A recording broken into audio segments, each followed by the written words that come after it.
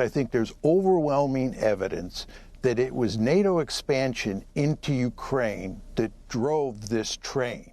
Putin made it clear when NATO first announced in April 2008 that Ukraine would become part of NATO. Putin made it perfectly clear that he viewed this as an existential threat, and this would not be allowed to happen.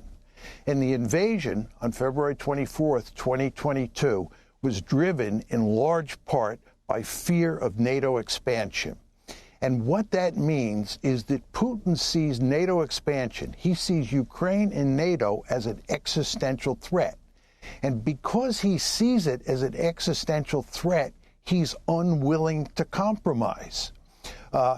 Many people think that in Alaska, what Trump can do is work out a deal where there's a territorial swap, where there's a ceasefire to start with, and so forth and so on, and the Russians will make this accommodation and that accommodation.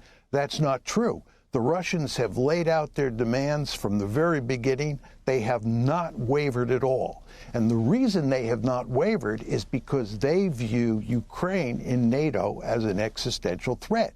We, on the other hand, in the West, don't see things that way. We think that that Putin was just aggressive. He didn't get all he wanted, but we can work out a deal with him.